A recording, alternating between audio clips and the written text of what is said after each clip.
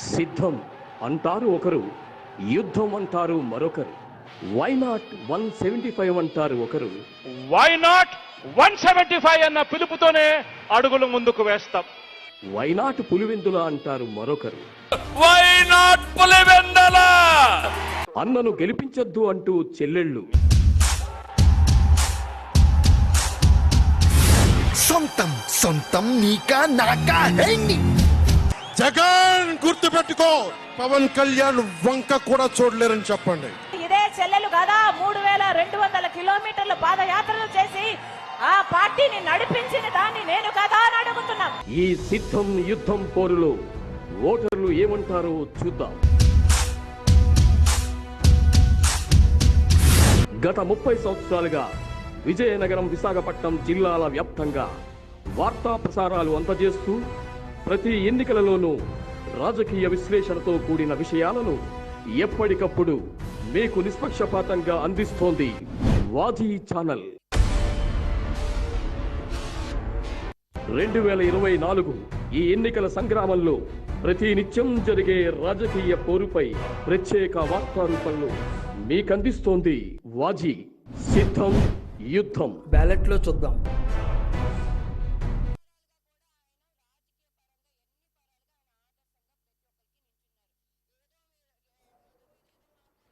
ప్రతిరోజు political updates అందించేందుకు వాజీ channel ప్రత్యేకంగా నిర్వహిస్తున్న సిద్ధం యుద్ధం కార్యక్రమానికి స్వాగతం.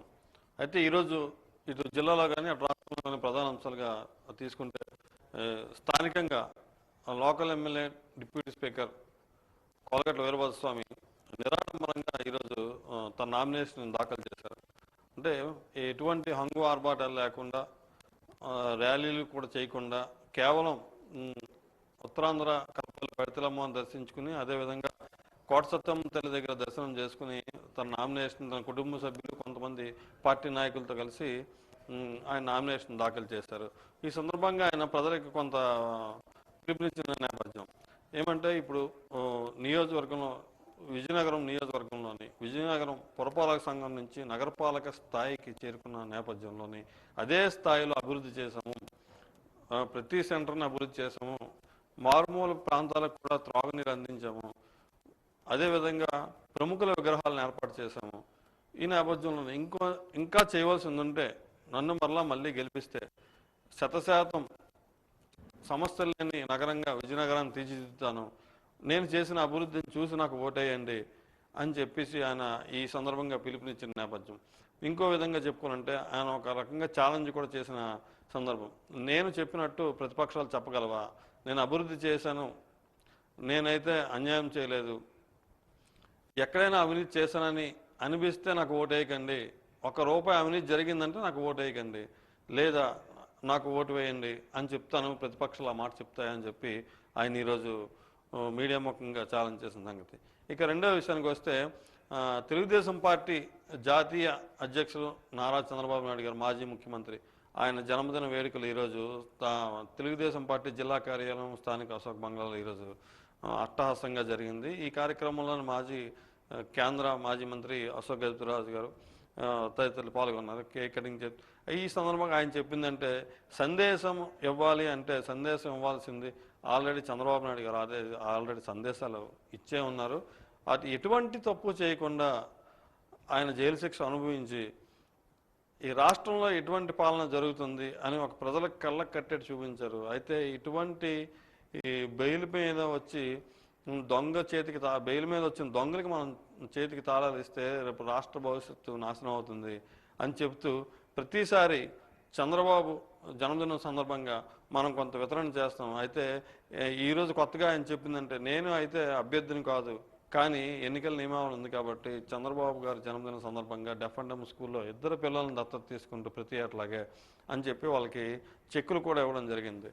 అయితే ఈ సందర్భంగా ఆయన కొంత పిలుపునిచ్చారు. ఆయన భవిష్యత్తు గురించి ఆలోచించి ప్రతి ఒక్క యువత ఓటు వేయాలి, అది ప్రజల యొక్క విశ్వసనీయతకే అని చెప్పి ఆయన చెప్తున్నారు. ఎందుకంటే గత 5 ఏళ్ళుగా మనం చూస్తున్నాము, 4.5 సంవత్సరాలుగా ఈ పాలన ఎలా ఉంది, ఈ రాష్ట్రం ఎలా ఉంది, జిల్లా ఎలా ఉంది, ఈ దాడులు ఎలా ఉన్నాయి, ఏ స్థాయికి మనం దిగజారిపోయాము, అది మీరు గమనించుకుని మంచి వ్యక్తికి ఓటు వేయండి అని చెప్పి ఆయన పిలుపునిచ్చిన నేపథ్యం. ఇక రెండో విషయానికి వస్తే, అదే అశోక్ బంగ్లాలోని ఈరోజు ఉన్నతస్థాయి మీటింగ్. ఎందుకంటే రేపు తెలుగుదేశం అధినేత చంద్రబాబు, జనసేన అధినేత పవన్ కళ్యాణ్ ఇలా ఇరువురు అగ్రనేతలు విజయనగరంలో 24వ తారీఖు సాయంత్రం 5 గంటలకి బాలాజీ జంక్షన్లో బహిరంగ సభలో పాల్గొనబోతున్నారు. దీనికి సన్నద్ధం చేసే దిశగా ఈరోజు బంగ్లాలో మీటింగ్ సాగింది. అయితే ఇందులో పలువురు సీనియర్ నాయకులు, కార్యకర్తలకి, వార్డు సభ్యులకి, వార్డు ఇన్ఛార్జీలకి, మాజీ కార్పొరేటర్లకి, మాజీ కౌన్సిలర్లకి దిశానిర్దేశం చేసిన పరిస్థితి ఈ నేపథ్యం. ఎందుకంటే ఈ సభను మనం విజయవంతం చేయాలి. ఈ రోజు నుంచి ప్రతి ఇంటికి, మన కార్యాలయంలో మీటింగులకే మనం పరిమితం కాకుండా ప్రతి వార్డులోని ప్రతి ఇంటికి ప్రతిరోజు మనం పని చేస్తేనే మన పార్టీని ప్రజల్లోకి తీసుకెళ్ళగలము. ఎక్కడితో దీన్ని స్వస్తి చెప్పి రేపటి నుంచి ప్రజల చెంతకే మనం వెళ్ళాలి అని చెప్పి సీనియర్ నాయకులు కొంతమంది దిశానిర్దేశం చేసిన నేపథ్యం చూస్తున్నాం. రానున్న 20 రోజుల్లో ఎన్నికలు సమీపిస్తున్న సమయంలోని ఇంకా మనం ఈ సమావేశాలు, సభలు నిర్వహించుకుంటూ సమయం వృధా చేసుకోకుండా ఏ వార్డుకు ఆ వార్డు ప్రజల్లోకి వెళ్ళి నాయకులు కానీ, కార్యకర్తలు కానీ, దిగువ స్థాయి శ్రేణులు కానీ ఇక్కడ చంద్రబాబు రావాల్సిన ఆవశ్యకత ఏంటి, ఇప్పుడు ప్రభుత్వం వల్ల మీరు ఇబ్బందులు పడుతుంది ఏంటి, ఈ తాత్కాలిక లబ్ధికి ఆశపడి శాశ్వతంగా 5 సంవత్సరాలు మళ్ళీ మీ జీవితాలను నాశనం చేసుకోవద్దు అని చెప్పే పరిస్థితిలో ఉండాలని చెప్పి పలువురు నాయకులు దిశానిర్దేశం చేశారు. అందులో ఇంకో విశేషం ఏమిటంటే 24వ తారీఖున తెలుగుదేశం, బీజేపీ, జనసేన ఉమ్మడి అభ్యర్థిగా నామినేషన్ చేసిన నేపథ్యంలోని ఆ రోజు ఎటువంటి అట్టహాసాలు, ఆర్భాటాలు లేకుండా కేవలం అదే రోజు చంద్రబాబు సభ ఉండడం వల్ల కొంతమంది మాత్రమే పరిమిత సంఖ్యలోనే కొంతమంది వెళ్ళి నామినేషన్ దాఖలు చేసి వచ్చిన తర్వాత ఆ రోజు ఆ సభను విజయవంతం చేయాలని ఈ సందర్భంగా పిలుపునిచ్చారు. ఇక రాష్ట్రం విషయానికి వస్తే అటు సిద్ధం, మేమంతా సిద్ధం అంటూ ముఖ్యమంత్రి జగన్ ప్రతి దగ్గర ప్రతి సభలో ఆయన చెప్తుంది ఏంటంటే రాబోయే ఎన్నికల్లో చంద్రబాబుకు ఓటేయకండి, చంద్రబాబుకు ఓటేస్తే మళ్ళీ చంద్రముఖి బయటకు వస్తాడు, ఆయనలో ఉన్న పసుపు పతి బయటకు వస్తాడు, వస్తే ప్రజల రక్తాన్ని పిండేస్తాడు, మీకు సంక్షేమం కావాలి, అభివృద్ధి కావాలి అంటే మళ్ళీ మన ఫ్యాన్కే ఓటేయాలి, మీ 2 ఓట్లు ఫ్యాన్కే వేయాలి, లేదు ఈ సంక్షేమం పోవాలి, గడప వద్దకే అభివృద్ధి రాకూడదు అని మీరు నిర్దేశించుకుంటే ఆ చంద్రముఖికే ఓటేయాలని చెప్పేసి ఆయన ఈరోజు కొన్ని సినిమా డైలాగులు వాడిన సందర్భం మనం చూస్తున్నాం. ఇక పవన్ కళ్యాణ్ చంద్రబాబు సభలు, పవన్ కళ్యాణ్ సభ రేపటి నుంచి ప్రారంభం కాబోతుంది. అయితే దీని మీద కొంత ఆయనకి అస్వస్థత ఉన్న నేపథ్యంలోని రేపటి నుంచి ఆయన ప్రజాగణంలో పాల్గొనబోతున్నారు. ఈరోజు చంద్రబాబు ప్రజాగణంలో ఆయన చేసిన వ్యాఖ్యలు అయితే ప్రతి ఒక్కరికి విజనరీ అంటే మనం గుర్తు వస్తాము, అదేవిధంగా మోసము, దగ అంటే వైసీపీ గుర్తొస్తుంది. ప్రజలు నిర్ణయించుకోండి. మనం హైదరాబాద్ని సింగపూర్ సిటీలా మార్చిన చరిత్ర మనకు ఉంది. అదే అమరావతిని ఈ పాటికి అలాగే తీర్చిదిద్దుకునే వాళ్ళము. అయితే ఈ ప్రభుత్వాన్ని ఒక్క ఛాన్స్ అంటూ ఉంటే ఈ ప్రభుత్వాన్ని మీరు ఎన్నుకుని మనం మళ్ళీ ఒక 40 సంవత్సరాలు వెనక్కి వెళ్ళిపోయిన పరిస్థితి ఉంది.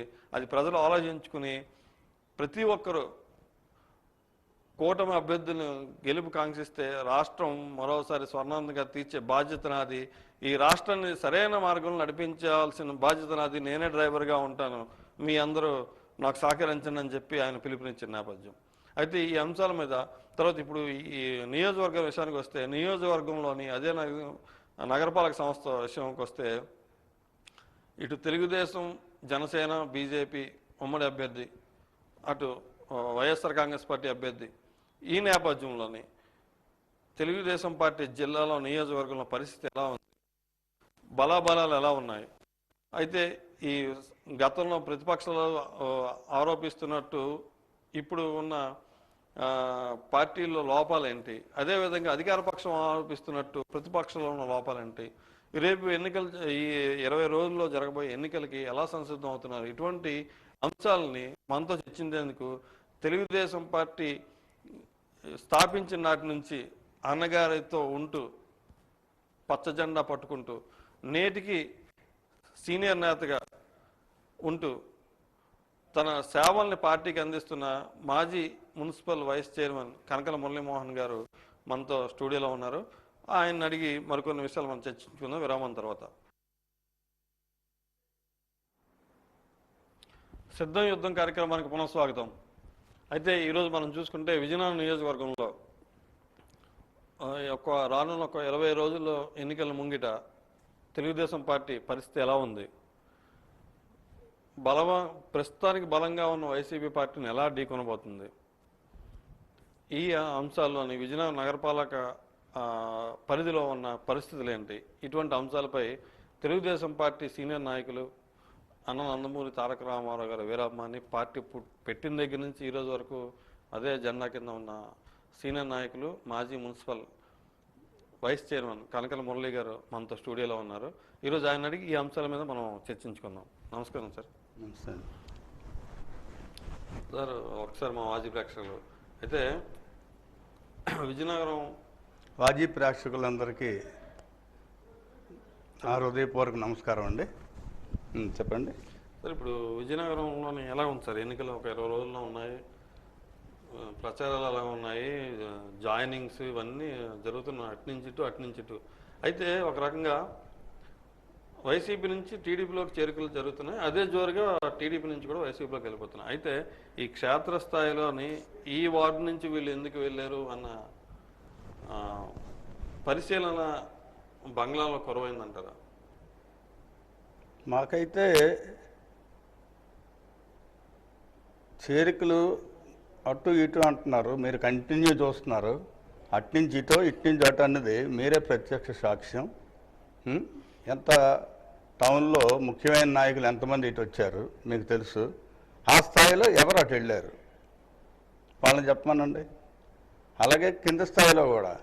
అంటే ఎందుకంటే దానికి కారణం అన్ని వర్గాల ప్రజలకి కూడా దూరం అయిపోయిందండి ఈ ప్రభుత్వం, ఈ పార్టీ అన్ని వర్గాలకి. ఎందుకంటే ఓన్లీ ఎడ్యుకేటెడ్ అనుకున్నారు. ఎమ్మెల్సీ ఎలక్షన్ గ్రాడ్యుయేట్ అయ్యేటప్పుడు మీకు రాష్ట్రం మొత్తం మీద ఒక్క స్థానం రాలేదు వాళ్ళకి. ఇదే పెద్ద ఉదాహరణ. 3 స్థానాలు కూడా తెలుగుదేశం పార్టీ, 3 స్థానాలు తెలుగుదేశం పార్టీ, రాయలసీమలో కూడా తెలుగుదేశం పార్టీ.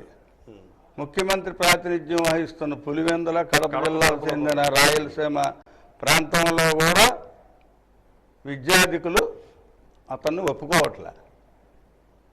అదేవిధంగా మీకు ఓవరాల్ చెప్దాం అనుకుంటే ఈ పెద్ద మనిషి అధికారంలోకి వచ్చి రాగానే మేము ఇస్తున్న ఉచిత ఇసుకని రద్దు చేశారు. దాంతో భవన నిర్మాణ రంగం అయితే పూర్తిగా కుదేలైపోయింది. నాకు తెలిసి కొన్ని వేల మంది విజయనగరం నియోజకవర్గంలో లక్షల మంది రాష్ట్ర స్థాయిలో రోడ్డును పడ్డారు. ఎందుకంటే అది ఒక కనెక్టివ్ ప్రోగ్రామ్ లాంటిది. అంటే భవన నిర్మాణం జరగకపోతే ప్లంబర్కి పని ఉండదు. ఎంతమంది వాళ్ళందరూ రోడ్డును పడ్డారు. ఆ వర్గం ఎప్పుడు ఎన్నికలు వస్తాయా అని ఎదురు చూస్తున్నారు. అలాగే అనేక వర్గాలు వీళ్ళు విద్యార్థులందరూ దగా చేశారు. ఎక్కడంటే ఒక పరిశ్రమను ఎక్కడైనా తెచ్చారా? వీళ్ళని చూసి కొన్ని పరిశ్రమలు పారిపోయినాయి అక్కడి నుంచి. ఇప్పుడు మీరు పరిశ్రమల విషయానికి వచ్చారు కాబట్టి నేను ఒక మాట ప్రస్తావించవలసి వచ్చింది. పరిశ్రమలు అంటే మనకి అరుణాట్ జ్యూట్ మిల్ ఒకటి, మన ఎస్బీటీ మార్కెట్ దగ్గర జ్యూట్ మిల్ ఒకటి, తర్వాత మన భీమసింగ్ షుగర్స్ ఒకటి. ఈ పరిశ్రమలు పోవడానికి 2 పార్టీలు కూడా కారణమేనా? అసలు ఎందుకు ఈ పరిశ్రమ మూతపోవడానికి ఈ స్థాయి ఎందుకు వచ్చింది? అంటే జూట్ పరిశ్రమ అనేది ఇప్పుడు జూట్ వాడకమే తగ్గింది. దాని మీద యాజమాన్యాలు ఏం చేస్తారంటే వాళ్ళకి అనుకూలంగా బిజినెస్ ఉన్నప్పుడు చేయడం, లేదన్నప్పుడు ఏదో స్ట్రైకులు అవ్వటం, దాన్ని వాళ్ళు వాడుకోవడం ఇవన్నీ జరిగేది. అయితే గతంలో ఎప్పుడు అశోక్ గజపతిరాజు గారు శుష్క వాగ్దానాలు అయితే ఇవ్వలేదు. ఇప్పుడున్న ఆయన అయితే ఒకప్పుడు ఎన్నేవారు, ఒకవేళ ఈ జూటు మిల్లు కానీ ఆపిస్తే నేనే తీసుకొని నడిపిస్తానని. తర్వాత తెలిసింది తీసుకొని నడిపించలేదు, తీసుకొని రియల్ ఎస్టేట్ వ్యాపారం అవుతుంది అక్కడ. అందువల్ల ఈ పరిశ్రమలు కాదండి, మనం జనరల్గా ఓవరాల్గా స్టేట్ అంతా చూస్తున్నాం. వైజాగ్లో చూసాం, ఆ లులు ఏదో కంపెనీ వస్తే వీళ్ళు దెబ్బకు పారిపోయారు. మరి అక్కడ ఐటీ కంపెనీ పైన ఉంటే తీసుకొచ్చేసి రాజధాని అక్కడ పెడతామని అక్కడ తీసుకొచ్చారు. ఐటీ రంగం వెళ్ళిపోయింది. ఎంతమంది అండి మన ఆంధ్రప్రదేశ్లో ఇప్పుడు ఇంజనీరింగ్ చదివిన స్టూడెంట్స్ ఆంధ్రప్రదేశ్లో ఉద్యోగం సంపాదించగలిగారు? ఎందుకంటే వాళ్ళు చెన్నై, బెంగళూరు వెళ్ళిపోతున్నారు. కేవలం ఈయన అధికార లోపమే కదండి. అందువల్ల ఆ వర్గం నిరుద్యోగ వర్గం అంటే విద్యార్థి వర్గం, అటు ఉపాధ్యాయ వర్గం, ఒక పక్క ఉద్యోగుల వర్గం, వాళ్ళకేదో వాగ్దానం ఇచ్చారు. ఆ వాగ్దానం గురించి వెళ్తే ఎలా కేసులు పెడదామని చూస్తున్నారు. ఎటు చూసినా కేసులు తప్ప ఈయన గిగ్గే లేదు. అయితే విధ్వంసం, గట్టి మాట్లాడితే కేసులు. అందువల్ల ప్రతి ఒక్కరూ విసిగిపోయారండి.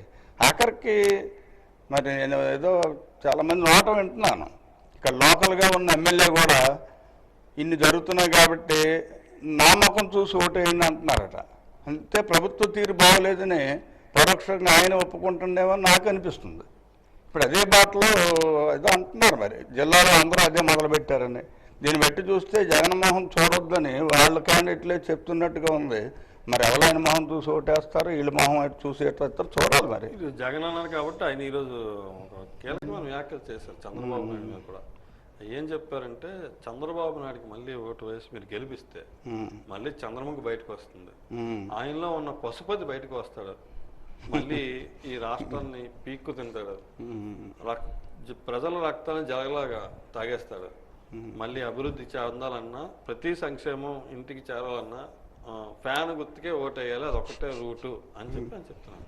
చాలా ధైర్యం అండి ఆయనకి. ప్రజలు నవ్వుతారని కూడా భయం ఉండదు. ఎందుకంటే అభివృద్ధి, అమరావతి ఏం చేశారో అభివృద్ధి అందరికీ తెలుసు, పోలవరం ఏం చేశారో అందరికీ తెలుసు, ఏ పరిశ్రమ తేలేదు అభివృద్ధి తెలుసు, రాష్ట్రం అంతా రోడ్ల పరిస్థితి ఎంత అభివృద్ధో అన్నీ తెలుసు.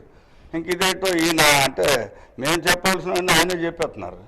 ఈయనకి మళ్ళీ ఇస్తే అసలు చాలామంది రాష్ట్రం వదిలి పారిపోతారేమో పారిశ్రామికవేత్తలు. అలా ఉంది ప్రస్తుత పరిస్థితి. ఇంక ఉన్న కంపెనీలు కూడా నడపనివ్వరేమో అన్న ఆందోళన కలుగుతుంది. లేకపోతే ఎక్కడండి వస్తున్నాయి పరిశ్రమలు? రావడానికి ఎవరైనా ఆంధ్రప్రదేశ్కి వస్తున్నారా? ఎందుకు రావటం లేదు? ప్రభుత్వ పనితీరు బాగోలేక కాదా?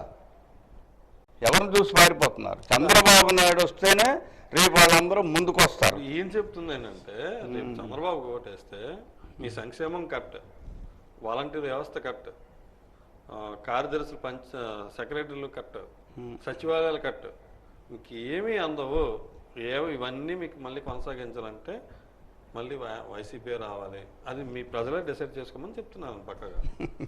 ఏదో మొత్తానికి ఎన్నికలు అయ్యేసరికి ఈయన మాత్రం కట్ ఆంధ్రప్రదేశ్ నుంచి, అది మాత్రం ఖచ్చితం. ఎందుకంటే మేము క్లియర్గా చెప్తున్నాం, ఎన్నికల మేనిఫెస్టోలో కూడా మేము పొందుపరిచాం. పథకాలు ఏవి రద్దు చేయడం కాకుండా ఇప్పుడు ఇస్తున్న పెన్షన్ 3,000 నుంచి 4,000కి చేస్తామని చెప్పాం. అది ఏప్రిల్ నుంచి అమలు చేస్తూ జూలై నెలలో ఈ బకాయిలు కలిపి 7,000 మొదటి నెలలో ఇంటికే తీసుకొచ్చిస్తామన్నా. వాలంటీర్ వ్యవస్థని మీరు భ్రష్టు పట్టించారు. ఆ వాలంటీర్ వ్యవస్థను మెరుగుపరిచి మెరుగైన వారిని ఎంపిక చేసి 10,000 జీతం ఇచ్చి మెరుగైన సేవలు అందిస్తామని కూడా చెప్పాం. ఇవన్నీ ఎందుకని వాలంటీర్లు తీసేసి ఈ గతంలో ఉన్న మన జన్మభూమి కమిటీలను వేసుకుంటారు అని చెప్పాడు ఆయన పక్కగా. వాలంటీర్లు కట్ చేస్తారు, జన్మభూమి కమిటీలు పెడతారు.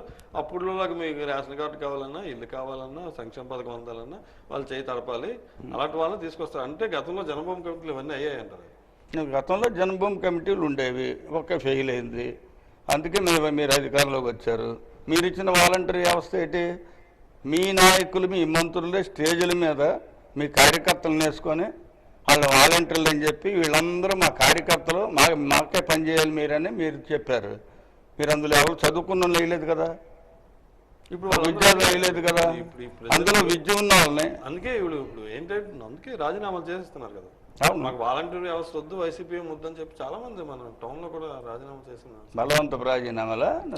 స్వచ్ఛందంగా రాజీనామా. స్వచ్ఛందంగా ఏమో మేమైతే క్లియర్గా వీళ్ళలా కాకుండా 10,000 రూపాయలు వాలంటీర్కి ఇస్తూ మెరుగైన సేవలు అందించడానికి మా వచ్చే ప్రభుత్వం సిద్ధంగా ఉందని మా నాయకుడు క్లియర్గా స్పష్టం చేశారు. ఇప్పుడు నియోజకవర్గ విషయానికి వస్తే బంగ్లాకి బీసీలు దూరం అయ్యారా? బంగ్లా రానున్న 20 రోజుల ఎన్నికల నేపథ్యంలో బీసీలు ఎంతవరకు చేరదీసే ప్రయత్నం చేస్తారో ఒక రకంగా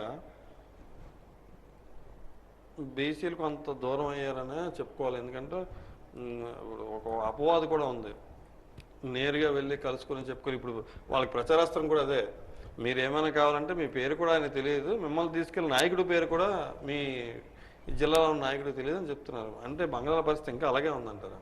అది మొదటి నుంచి వాళ్ళు ప్రజల మధ్య అపోహ సృష్టించడానికి అదొక ఆయుధంలా దొరికింది తప్ప అటువంటిది ఎప్పుడూ లేదు. కారణం ఏంటంటే నేను 42 సంవత్సరాల నుంచి చూస్తున్నాను. ఆయన ఎవరిని చిన్నచూపు చూడరు, ఎవరిని వెళ్ళిపోమని చెప్పరు. మనిషిని గౌరవించడంలో అశోక్ గారికి ఉన్న పరిణతి నాకు తెలిసి ఏ రాజకీయ నాయకుడికి లేదు ఈ జిల్లా మొత్తం మీద. ఆయన అసలు కామెంట్ చేయడానికి కనీస అర్హత కూడా ఎవరికి ఉండదేమో. ఎందుకంటే ఆయన సమయపాలన కానీ, క్రమశిక్షణ కానీ, నిజాయితీ కానీ ఎటువంటి పోర్ట్ఫోలియోలండి. స్టేట్ గవర్నమెంట్లో ఎక్సైజ్ శాఖ చేశారు, కమర్షియల్ ట్యాక్సెస్ చేశారు, రెవెన్యూ చేశారు, ఫైనాన్స్ చేశారు. 4 శాఖల్లో ఒక్క చిన్న అవినీతి మరక చూపించమనండి. That is Ashok Gajapathiraju. వీళ్ళు ఏ శాఖ చూసినా అవినీతి, ఏ శాఖలో అక్కడ చేసిన మంత్రులు అవినీతి. ఇక్కడ ఎమ్మెల్యేలు చూస్తే అంతసేపు భూ కబ్జాలు, రాజకీయాన్ని అడ్డం పెట్టుకొని వ్యాపారాలు చేయడం. ఎక్కడైనా ఆయన అలవాటు ఉన్నాయండి? ఆయన అసలు ఎంచడానికి ఏమైనా ఉందా? ఇవాళ ఉదాహరణకు కూడా చెప్పాం. అంటే పార్టీ ఒక పద్ధతి, ఒక నియమం అంటే ఆయన తర్వాత ఎవరైనా నేర్చుకోవాలి. కేంద్ర కేబినెట్ మంత్రిగా ఉంటే ఎన్డీఏ గవర్నమెంట్ టైంలో మాకు వాళ్ళకి నచ్చకపోతే ఒక ఇష్యూ మీద విత్డ్రా అయితే చంద్రబాబు గారు జస్ట్ ఫోన్ కాల్ చేస్తే కేబినెట్ మినిట్స్లో నిమిషాల్లో రిజైన్ చేసి వీళ్ళలాగా మేము రిజైన్ చేస్తాం పేపర్ పెట్టడం, జోబులు పెట్టడం, దాని కింద సంతకాలు లేని పేపర్లు పెట్టడం కాదు. రిజిగ్నేషన్ చేసి ప్రధానమంత్రి గారు నమస్కారం పెట్టేసి ఆయన రాజుగారు ఆలోచించండి అన్నా. లేదండి, మా నాయకుడు చెప్పారు మేము రాజీనామా చేసేస్తాను వదిలేసిన వ్యక్తి. అదే వీళ్ళు చూస్తే ఏ మంత్రికి ఏ శాఖ ఉందో తెలియదు గవర్నమెంట్లో, ఎప్పుడు ఏ శాఖ మారిపోతుందో తెలియదు. ఈ శాఖ తాలూకా పనులు ఇంకెవరో సెక్రటరీలు చేస్తారు, సలహాదారులు చేస్తారు. ఈ గవర్నమెంట్ గురించి మా గవర్నమెంట్ని, మా నాయకుడిని వీళ్ళు కామెంట్ చేయడం ఎంత విడ్డూరంగా ఉందండి ఇది. That is Ashok Gajapathiraju. ఒక్కటి చూపించమనండి. అటువంటి పోర్ట్ఫోలియో అసలు ఎవరైనా చేశారేటండి జిల్లాలో? రెవెన్యూ కానీ, finance, excise, commercial taxes, civil aviation, క్యాబినెట్లో, సెంట్రల్లో ఒక్కరు చూపించగలరా? అదే భోగాపురం మీరు చెప్పారు, విమానయాన శాఖ మంత్రిగా ఉన్నప్పుడు భోగాపురం ఇష్యూ చేసుకుంటే మళ్ళీ గవర్నమెంట్ వచ్చిన తర్వాత అంత స్థలం అవసరం లేదు అది అని చెప్పి కొంత గందరగోళం సృష్టించిన నేపథ్యం. ఇప్పటికి వాళ్ళే చెప్తున్నారు భోగాపురం ఎయిర్పోర్ట్ ఈయన శంకుస్థాపన చేశారు, మళ్ళీ వాళ్ళు కూడా చేసినట్టున్నారు. మళ్ళీ చేశారు. ఇప్పుడు దాన్ని భరిస్తుంది అందులో ఏమైనా అవినీతి ఏముండదని ఆపేద్దాం అనుకుని ఉంటారు. మళ్ళీ ఏదో అండర్స్టాండింగ్ అయిందేమో మళ్ళీ షార్ట్ చేసి ఉంటారు. వీళ్ళకి ఎంతసేపు ప్రభుత్వంలోకి వచ్చిన తర్వాత తెలుగుదేశం పార్టీ ఉన్న కార్యక్రమాలకు రివర్స్ టెండరింగే కదా. పోలవరం ఎడ్ చేశారు, మొత్తం ముంచేశారు. అమరావతిని శ్మశానం అన్నారు. ఆ అమరావతిలోనే మంత్రివర్గ సమావేశాలు, అసెంబ్లీ సమావేశాలు బాబు కట్టిన భవనాల్లోనే. తెర చూస్తే రీసెంట్గా ఆ శ్మశానం అన్న అమరావతి మీద కూడా తాకట్టు పెట్టి 300 కోట్లు తెచ్చిన ఘనత ఈ ప్రభుత్వం ఉంది. మన పురపాలక సంఘం పరిధిలోకి వస్తే నగరపాలక సంఘం మీరు వైస్ చైర్మన్గా చేశారు, తర్వాత ప్రసాదుల రామకృష్ణ గారు చైర్మన్గా చేశారు టైం. అయితే మీరు ఆ సమయంలోని ఈ మన పట్టణానికి ఎంత అభివృద్ధి చేశారో ఆ అభివృద్ధిలో అశోక్ గారి జోక్యం ఎంత? అందులో అశోక్ గజపతిరాజు గారిది పూర్తి సలహాలు ఉంటాయండి. ఇప్పుడు అభివృద్ధికి ముందు ఉంటారు ఆయన, కాకపోతే పబ్లిసిటీకి చాలా దూరంగా ఉంటారు. ఉదాహరణకి ఒక సంతకాల వంతెన అంటే 4 డిపార్ట్మెంట్లు కోఆర్డినేట్ చేస్తే కానీ ఆ వంతెన అవ్వదు, అంత నిధులు తేవాలి. National highway, railway, R&B, municipality అంత చేశారు. చేసి ఆయన ఏమంటే ఓపెనింగ్ పెడదామంటే మీకు బుద్ధి లేదా, తయారైపోయిన తర్వాత ప్రజలకు వినియోగంలోకి వెళ్ళాలి అంటే కనీసం రెబ్బన్ కట్ చేయండి సార్ అంటే మీరే రెబ్బన్ కట్ పెట్టుకొని మీరే కట్ చేసుకోండి అన్నారు ఆయన. అదే ఒకవేళ సంతకాల వంతెన లాంటిది అంటే వీళ్ళు జీవితంలో ఇలా చేయలేరులేండి, అలాంటి ప్రాజెక్ట్ చేస్తే ఒక లారీ కొబ్బరికాయలు కొట్టిద్దరేమో వీళ్ళందరూ కలిపి. ఆయనకి అది ఉండదు. ప్రతి విషయంలో కూడా ఇది అభివృద్ధి అండి, ఇక్కడ ఇది అవసరం అండి అని మేమన్నా ఆయనకు ఆలోచన వచ్చినా ఆ నిధులు సమీకరించడంలో కూడా ఆయన ఆలోచన ఎప్పుడు ఉంటుందండి. పాత బస్ స్టాండ్లో ఒక రోడ్డు వేయాలి, ఇటువంటి రోడ్డు మళ్ళీ వేయలేము, నిధులు లేవు, మున్సిపాలిటీ నిధులు చాలవే వెంటనే ఉడా నుంచి 80 ఫీట్ రోడ్డు ఎవరైనా ఎక్స్పెక్ట్ చేశారండి? గంట స్తంభం నుంచి ఓల్డ్ బస్ స్టాండ్ వరకు 80 feet road, central divider, side footpaths, central lighting. మరి అక్కడి నుంచి స్ట్రైట్గా పుచ్చలవేది నుంచి గాజుల రేగ వరకు ఒకటే పెద్ద రోడ్డు. కానీ పబ్లిసిటీ చేసుకోరు, మమ్మల్ని చేయనివ్వరు. ఏది కట్టినా ఏ రోడ్డు వేసినా ముందు ప్రజలకు వినియోగంలోకి వెళ్ళిపోవాలి. ఇది ప్రజాదానం. ప్రజలకు ఖర్చు పెట్టుకుందానికి ఈ పబ్లిసిటీలు ఏంటి, ఈ శంకుస్థాపనలు ఏంటి, ఈ కొబ్బరికాయలు ఏంటి, అది ఆయన ఎప్పుడూ అలాంటి యాక్సెప్ట్ చేయరండి. అలా చెప్పుకుంటూ పోతే అసలు విజయనగరంలో మొట్టమొదటి డబుల్ రోడ్డు వచ్చింది స్టేట్ బ్యాంక్ మెయిన్ బ్రాంచ్ నుంచి అప్పుడు వెంకటలక్ష్మి థియేటర్. అప్పుడు నేను ఉడాల బోర్డు మెంబర్గా ఉన్నాను, సార్ మంత్రిగా ఉన్నారు. అది విజయనగరానికి first double road central divider. అసలు డబుల్ రోడ్డు సృష్టించిందే తెలుగుదేశం పార్టీ విజయనగరంలో. ఆ తర్వాత వచ్చినవన్నీ వీళ్ళు చిన్న చిన్న వైడనింగ్లు చేశారు, కానీ మళ్ళీ మా హయాంలో చేసినవి అన్ని డబుల్ రోడ్. డబుల్ రోడ్ అంటే సెంట్రల్ డివైడర్ ఉండాలి, సైడ్ ఫుట్పాత్లు ఉండాలి, ఫుల్ ఫ్లెడ్జ్డ్గా ఉండాలి. అది డబుల్ రోడ్డు. అటువంటివి మేము దగ్గర 12 ఏళ్ళు ప్రతిపాదించాం. దగ్గర 8-9 కంప్లీట్ చేయించాం. ఇప్పుడు ఆయన అది చెప్తున్నారు కదా, 80% వరకు నగరపాలక సంస్థని సమస్యలేనిగా తీర్చిదిద్దాం. మారుమూల ప్రాంతాలకు కూడా మంచినీళ్ళు అందిస్తున్నాము, ప్రతి సెంటర్లో విగ్రహాలు పెడుతున్నాము, అదేవిధంగా సెంట్రల్ లైటింగ్ చేసి సుందరీకరణ చేసాము, పట్టణాన్ని సుందరీకరణ చేసాము. ఈ నేపథ్యంలో మరొకసారి అవకాశం ఇస్తే సమస్యల నగరం తీర్చిదిద్దాం అంటున్నారు. మరి వాళ్ళు ఈ పార్టీ వాళ్ళు ఎన్ని రోడ్లు చేస్తారు, మీరు చెప్తే మీరు 8 రోడ్లు అంటున్నారు, వాళ్ళు చెప్తే వాళ్ళు పూర్తిగా మేము చేసామంటున్నారు. కమ్యూనికేషన్ గ్యాపా, లేకపోతే మీరు చేసి చెప్పుకోలేకపోవడం? అంటే చెప్తున్నాను కదా, మేము వీళ్ళ పబ్లిసిటీ చేసుకోం. పోనీ ఒకటి వదిలేయండి, ఒకటే మీకు క్వశ్చన్ మీ ద్వారా వాళ్ళకి. ఇన్ని చేసి మీరు అంబటసత్రం నుంచి కొత్తపేట నీళ్ళ ట్యాంక్ వరకు 4.5 ఏళ్ళు మీ టైం కూడా అయిపోయింది. ఇంతవరకు ఎందుకు కంప్లీట్ చేయలేదు? దానికి ఎన్నిసార్లు కొబ్బరికాయలు కొట్టారు? ఆయన ఎమ్మెల్యేగా మళ్ళీ కొబ్బరికాయలు కొట్టారు. ఫోన్లో మేము ఆపిన దాంట్లో ఇది కంప్లీట్ అయితే ప్రజలకు వినియోగంలోకి వెళ్తుంది. మీరేనే చేశారండి, మేము ఆధార్లో ప్రపోజల్ పెట్టారు. ఎన్ని కంప్లీట్ చేశారు? మీ 8 పైగా చేశామండి. ఒకసారి చెప్పు, ఏ రోడ్లు చేశారంటారు? కోట దగ్గర నుంచి ఇటు సింహాచలం అండి, సింహాచలం నుంచి బాలాజీ జంక్షన్ అండి, పాత బస్ స్టాండ్ నుంచి ఇదండి, మళ్ళీ సింహాచలం మేడ జంక్షన్ నుంచి అటు ఐస్ ఫ్యాక్టరీ జంక్షన్ వరకు అండి. ఐస్ ఫ్యాక్టరీ జంక్షన్ నుంచి అంతకుముందు దాసన్పేట రైతు బజార్ వరకు డబుల్ రోడ్డు ఉండేది. అక్కడ దాసన్పేట రైతు బజార్ నుంచి 2వ డబుల్ రోడ్డు ఉడాల ద్వారా కంటిన్యూ కొత్తపేట నీళ్ళ ట్యాంక్ వరకు అండి. అలాగే ఐకోనేరు ఈ తూర్పు పడమర గట్టు నుంచి దాసన్పేట రైతు బజార్ వరకు అనుకున్నామండి. ఆ గట్టు చివరి వరకు అయింది. ఆ మిగిలిన మొక్కనే ఇవాళకి వాళ్ళు కంప్లీట్ చేయలేదండి. ఇవి డబుల్ రోడ్లు అండి. ఇవి కాక మామూలుగా ఇప్పుడు నేను చెప్పాను కదండి, పుచ్చల వీధి నుంచి గాజుల రేవ వరకు అక్కయ్య రోడ్డు అని, అలాంటి రోడ్లు చెప్పాలంటే ఎన్నో చెప్పొచ్చండి.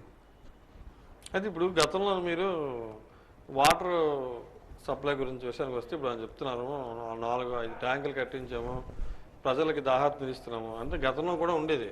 మీరు యాక్సెప్ట్ చేసినా చేయకపోయినా 2 రోజులకు ఒకసారి, 3 రోజులకు ఒకసారి, వారానికి ఒకసారి మంచినీరు వచ్చేది. ఈ మంచినీటి ఎద్దడి నుంచి మన విజయనగరం శాసనసభ నియోజకవర్గం పరిధిలోని, మన నగరపాలక సంస్థ పరిధిలోని ఈ సమస్యలు లేకుండా మేము చేసామని చెప్తున్నారు. ఖచ్చితంగా సార్, నన్ను అడిగితే అసలు మంచినీటి గురించి వాళ్ళకి మాట్లాడే అర్హత లేదండి.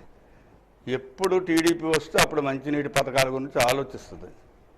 ఆ తర్వాత ఎవరైనా, అంతకాకుండా వాళ్ళ పూర్వీకులు కూడా అప్పుడు 1911లో కట్టిన కొత్తపేట నీళ్ళ ట్యాంక్ అప్పలేకొండ అమ్మ గారిది, తర్వాత అశోక్ గారు ముషిడిపల్లి మంచినీటి పథకం తీసుకొచ్చారు.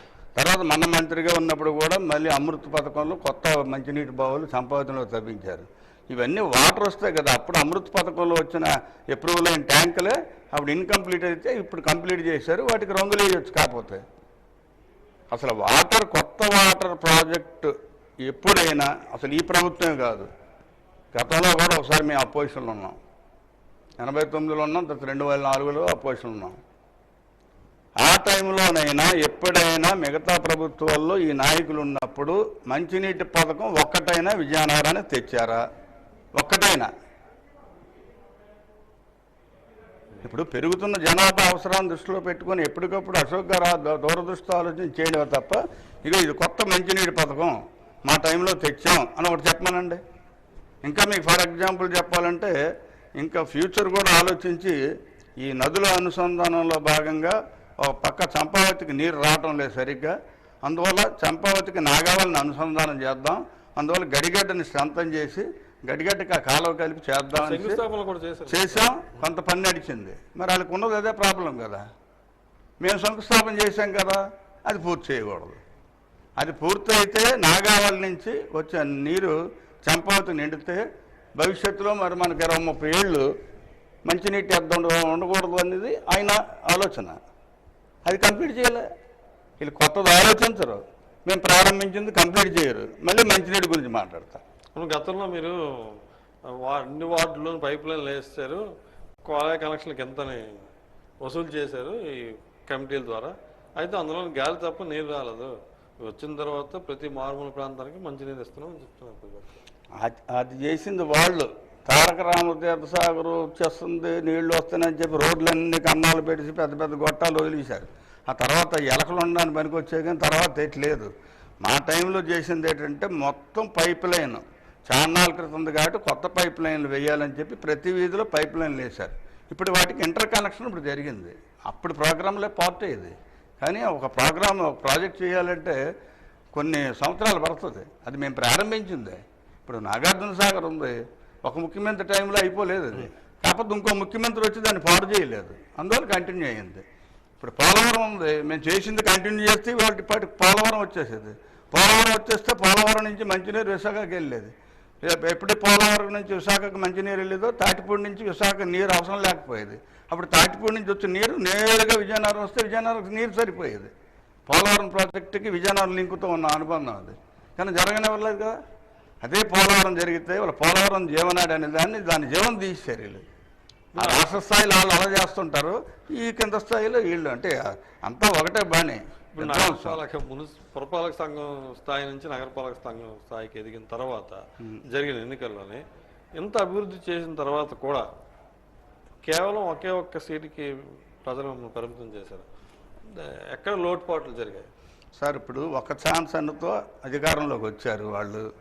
ఎక్కడ చంద్రబాబు నాయుడు గారు ఇబ్బంది చేశారు, నెగిటివ్ ఉంది. 151 స్థానాలు అలిగించారు వాళ్ళకి.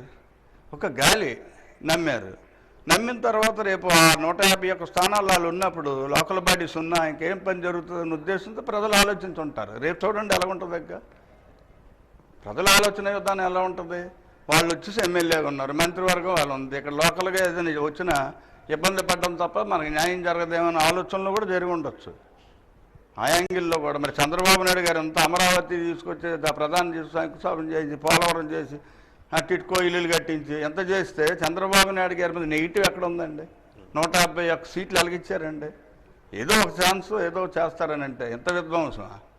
అదే యాంగిల్లో పురపాలక సంఘం కూడా జరిగింది. రేపు మళ్ళీ అదే సీన్ రిపీట్ అవుతుంది. మీరు జిల్లా పార్టీలోని కీలకమైన వ్యక్తి అశోక్ గారికి నాకు తెలిసినంత వరకు దగ్గరలో ఉండే వ్యక్తి. ఇప్పుడు జరుగుతుందైతే మీరు బంగ్లాతో విషయాల్లో కొన్ని వాస్తవాలు. ఇప్పుడు బీసీ నినాదంతో మాజీ ఎమ్మెల్యే మీసాల గీత నిన్న ఇండిపెండెంట్గా చేసిన నేపథ్యం.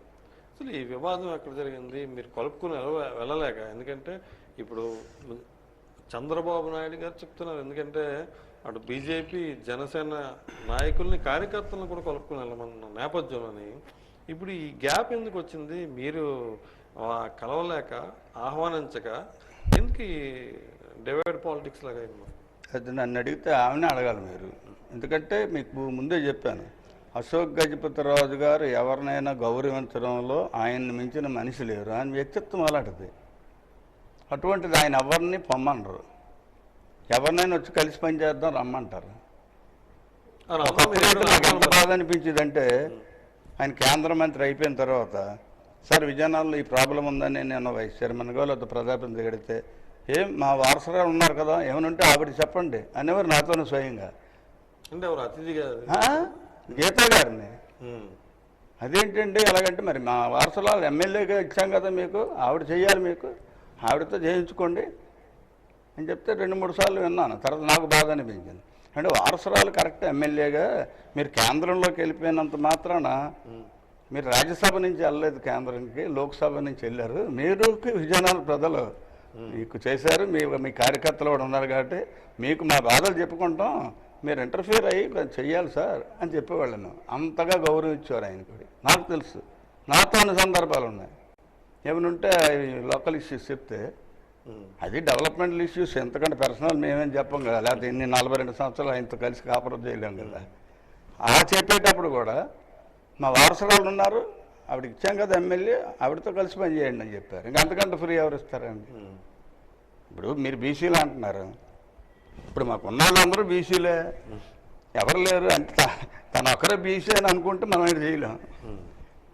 ఇంకొకటి, తెలుగుదేశం పార్టీ అనేది మాత్రం 100కు 100 పాళ్ళు కేడర్ పార్టీ అండి, లీడర్ పార్టీ కాదండి. ఒక లీడర్ వెళ్ళిపోతే ఏదో జరిగిపోద్దంటే మాకు తెలిసి, అంటే ఎవరేమనుకున్నా, అశోక్ గారి తర్వాత మా నియోజకవర్గంలో ఎడ్ల రమణమూర్తి సెకండ్ కేడర్ అండి. ఆ రోజుల్లో రమణమూర్తి వెళ్ళిపోయినప్పుడే మా పార్టీ ఏం జంకలేదండి ఇక్కడ. అంతకంటే గొప్ప సెకండ్ కేడర్ ఉన్న వాళ్ళు ఉంటారని నేను అనుకోను మా పార్టీలో. అది అందువల్ల మాకు అటువంటి నష్టం ఉండదు. ఇది లీడర్ పార్టీ కాదు, కేడర్ పార్టీ. స్టేట్లోని చంద్రబాబు తర్వాత నెంబర్ 2 అశోక్ గారు అన్న నానుడు ఉంది. ఇప్పుడు జిల్లాలో కూడా అలాగే సాగింది. ఎట్లా గారు ఆయనే రమణమూర్తి గారే. మరి అటువంటి ఆయన మా నియోజకవర్గం వదిలేసి వెళ్ళిపోయారు. విజయనగరం నియోజకవర్గానికి ఏం దెబ్బ తగిలిందా? తర్వాత గీత గారిని తీసుకొచ్చాం, ఆమె ఎమ్మెల్యే అయిపోయారు. ఏముంటే ఆయన అయ్యే ఉండేవారేమో. ఆయన ఏమైనా అశోక్ గజపతిరాజు గారు వెళ్ళిపోమన్నారా? అన్ని సంవత్సరాలు కలిసి పని చేసిన ఎట్ల రామమూర్తిని ఆయన అన్నవాళ్ళు ఈవిడ దూరం చేసుకున్నారని అనుకోవడం ఏంటంటే, ఈవిడ దూరం అయిపోయింది అనుకోవాలి. కానీ అంతే కదా, సింపుల్గా. రమణమూర్తి ఎప్పటి నుంచి ఉన్నారు? ఆయనతో జనతా పార్టీ నుంచి కలిసి పనిచేశారు. జనతా పార్టీ నుంచి కలిసి పనిచేసిన ఆయన విడిచి వెళ్ళిపోయాడు తప్ప ఆయన ఎప్పుడు కించపరచలేదు ఆయన్ని. అయితే చివరిగా ఒక 2 ప్రశ్నలతో ముగించేద్దాం. ఇప్పుడు ప్రచారంలో, వైసీపీ ప్రచారంలో ఈ రోజు నుంచి కొత్త నినాదం అందుకున్నారు.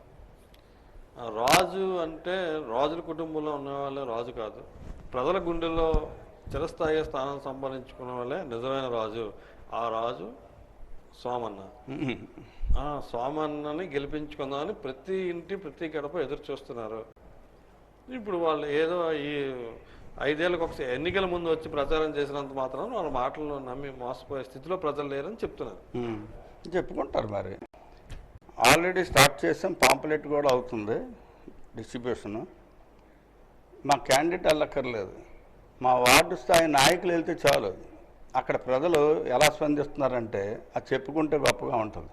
ఈసారి మరి చూడక్కర్లేదు బాబు, మేము ఆల్రెడీ డిసైడ్ అయిపోయామని మా కేడర్తో చెప్తున్నారు, మాతో చెప్తున్నారు. మా క్యాండిడేట్ వరకు కూడా వెళ్ళట్లే.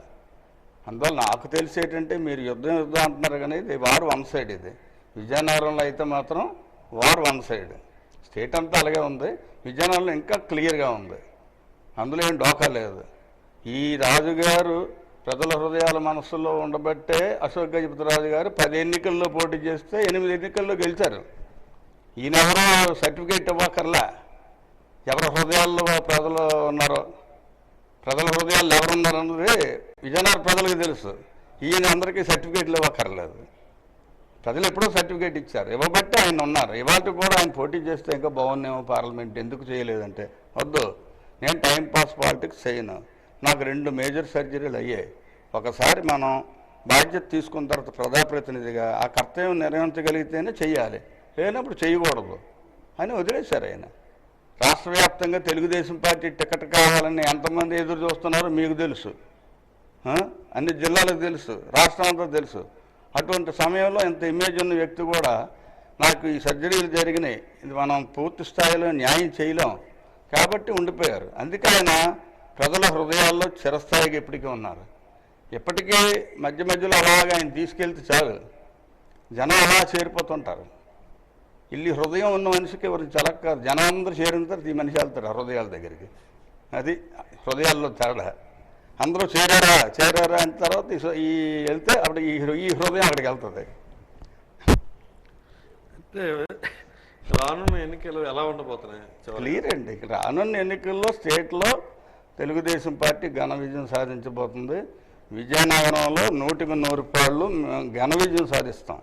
ఘన విజయమే, అది ఊహించని మెజార్టీతో గెలుస్తాం, మంచి మెజార్టీతో. ఎందుకంటే స్వచ్ఛందంగా ప్రజలు మాకు చెప్తున్నది. ఇప్పుడు ఆల్రెడీ మేము ఒక్కొక్కరు 3-4 మార్లు వార్డు టచ్ చేశారు మా కార్యకర్తలు. ఎంత ఇదిగా ఉన్నారు ప్రజలనేది మాకు తెలుసు. ఎప్పుడు మే 13 వస్తుందని చూస్తున్నారు. అందువల్ల నాకు తెలిసి అయితే ఖచ్చితంగా వన్ సైడ్ ప్రజలు డిసైడ్ అయిపోయి ఉన్నారు. ఇంకో ఆలోచన లేదు. మే 13 ఎప్పుడు వస్తుంది, సైకిల్ గుర్తు ఎప్పుడు కనబడుతుంది, దాన్ని ఎంతసేపు దాని మీద చెయ్యేసి నొక్కుదాం, అదే ఒకటే ఆలోచన. అయితే చివరిగా ఒకే ఒక్క క్వశ్చన్ సార్. ఇప్పుడు సైకిల్ గుర్తు చూసి ఓటేస్తారు అన్నది ధీమాగా ఉన్న అభ్యర్థులందరూ ధీమాగా ఉన్నారు. అయితే మనం విజయనగరం విషయానికి వస్తే ఒక పక్క ఆయన ప్రతిరోజు ప్రతి గడప ప్రతి మనిషితోటి టచ్లో ఉన్న ఎమ్మెల్యే, ఒక లోకల్గా రెగ్యులర్గా జనాల్లో ఉన్న ఎమ్మెల్యే. ఇటుపక్క చూస్తే గతంలో ఒకసారి ఓటమి చవి చూసిన తర్వాత మరి అటు బంగ్లాలో కానీ కొన్ని రోజులు కనిపిస్తారు, జనాల్లో కూడా లేరు. అయితే కీలకమైన అంశం ఏంటంటే చంద్రబాబు అరెస్ట్ అంశం. చంద్రబాబు నాయుడు గారు అరెస్ట్ అయిన తర్వాత రాష్ట్రం కాదు, దేశం కాదు, ప్రపంచవ్యాప్తంగా ఆయన అభిమానులు కావచ్చు, ఆయన భిక్ష పెట్టిన వాళ్ళు కావచ్చు, చాలామంది పోరాటాలు చేశారు. ఆ సమయంలోని ఇప్పుడు అభ్యర్థిగా ఉన్న ఈవిడ ఎక్కడ ఉన్నారు? ఒక్కరోజైనా చంద్రబాబు అరెస్ట్ని ఖండించడానికి మీడియా ముందుకు కానీ, బంగ్లాలోకి కానీ, జనాలకు కానీ, కార్యకర్తల దగ్గర ఎందుకు లేరు? అయితే ఆ విషయంలో అయితే మాత్రం మరి ఆవిడ పర్సనల్గా ఏమి ఎదుర్కొని దీని మీద రాలేదని నాకైతే ఐడియా లేదు. కానీ ప్రతిరోజు అశోక్ గజపతిరాజు గారి టచ్లో ఉన్నారు.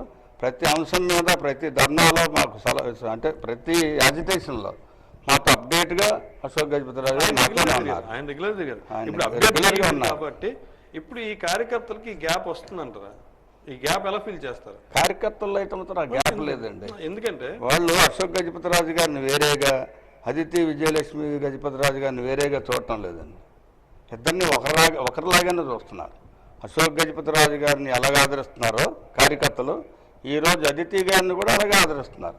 దాని మీద నేను చెప్తున్నాను క్లియర్గా, ప్రజల హృదయాల్లో ఆ అంశానికి, ఆ ఫ్యామిలీకి, ఆ గుడ్ విల్కి ఒక స్థానం ఉంది.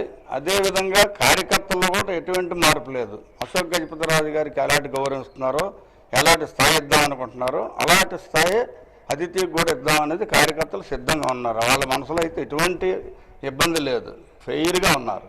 ఎందుకని మీకు ముందే చెప్పాను, తెలుగుదేశం పార్టీ అనేది కేడర్ పార్టీ.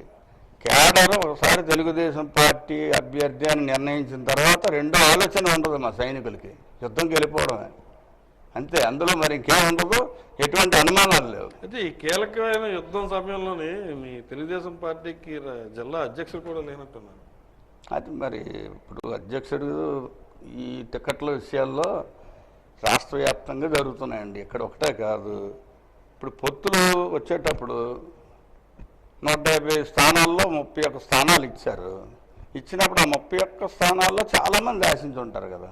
ఇప్పుడు మా నాగార్జున గారే కాదు, రాష్ట్ర స్థాయిలో కొంతమంది కేబినెట్ మంత్రులు చేసిన వాళ్ళు కూడా రాలేదు. ఒక్కొక్క స్థానానికి 4 పోటీ ఉన్నారు. అందువల్ల అసంతృప్తి కొద్దిగా ఉంటుంది. అందులో యువకుడు కానీ డెఫినెట్గా కలిసి పనిచేస్తాడు ఆయన కూడా. ఎందుకంటే ఎవరో పై వ్యక్తికి అక్కడ టికెట్ ఇవ్వలే, స్వయంగా పెద్దనాన్నగారే, వాళ్ళ ఫ్యామిలీయే.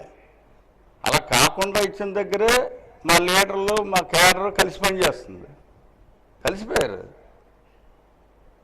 మరి అటువంటిది ఇక్కడ ఎందుకు కాదు, కొంచెం టైం టేకింగ్ ఉంటుంది కదా, ఇంకా పరిణతి చెందాలి. ఎందుకంటే ఇప్పుడు సీనియర్లు ఉంటారు, వాళ్ళు అన్నీ చూసి ఉంటారు. దాని మీద ఎందుకు అధినాయకుడు ఏ దృష్టిలో ఈ నిర్ణయం తీసుకున్నాడు, ముందు రాష్ట్రం బాగుపడాలి, మనం కాదు పొత్తు ధర్మం పాటించాలి, సో కానీ మనం త్యాగం చేద్దాం అని ఒకలా ఉంటుంది. ఇంకొకరు కొంచెం లేట్ అవుతుంది. ఏదైనా టైం బౌండ్ తప్ప ఇంకా మీకు పూర్తిగా నామినేషన్లే కంప్లీట్ కాలేదు. ఇది అయ్యేలోపు అన్నీ సెటరేట్ అవుతే కూటమి అయితే మాత్రం ఘన విజయం సాధిస్తాం. అది ఇప్పటికైతే ఆవిడ అందరు నాయకులతో కలిసే ఉంటున్నారా, లేకపోతే ఒకరిద్దరు చెప్పిన క్వార్టరీ సేమ్ ఆ క్వార్టరీ మినీ క్వార్టరీ అని మెయింటైన్ చేస్తున్నారు? లేదంటే ఫ్రీగా అందరితోటి కలిసి ఉంటున్నాం. మేము డైలీ మాట్లాడుకుంటున్నాం, కొత్తగా వచ్చిన నాయకులను కూడా కలుపుకొని మాట్లాడుతున్నాం. పూర్తిగా పరిణతి చెందిన నాయకురాలుగా ఇప్పుడు ఆవిడ ఉన్నారు. మీరు స్పీచ్లు కూడా ఆలకించే ఉంటారు, ఎంత పరిణతి చెందిందో. షార్ట్ టైంలో ఎంత అవగాహన పెంచుకుందో కూడా మీకు ఐడియా వచ్చి ఉంటుంది, మీరు రెగ్యులర్గా చూస్తుంటారు కాబట్టి. అందువల్ల భవిష్యత్తులో ఈ కలుపుకొని పోయే విధానం పెరుగుతుంది తప్ప ఇందులో ఏం భేదాభిప్రాయాలు రావు. ఖచ్చితంగా ఆమె ఇంకా జనంలోకి వచ్చి పనిచేస్తారు, జనంతో కలిసి ఉంటారు, కార్యకర్తలతో కలిసి ఉంటారు. అందులో నాకు ఒక సీనియర్ కార్యకర్తగా ఎటువంటి సందేహం లేదు. ఈరోజు మన ముఖ్య అతిథి సీనియర్ నాయకులు కనకల మురళీమోహన్ గారు మనతో స్టూడియోకి వచ్చి అనుభవాలు పంచుకున్నారు. అయితే ఖచ్చితంగా తెలుగుదేశం పార్టీ ఇటు జిల్లాలో కానీ అటు రాష్ట్రంలో కానీ మళ్ళీ అధికారంలోకి రావడం తథ్యం అని చెప్పేసి తన అనుభవంతో తను చూశాను, ఈ మాట ఖచ్చితంగా నిజమవుతుందని చెప్పి ఆయన ధీమా వ్యక్తం చేస్తున్నారు. రేపు మరో ముఖ్య అతిథితో మరో అంశంతో మళ్ళీ కలుద్దాం. అంతవరకు సెలవు. Thank you.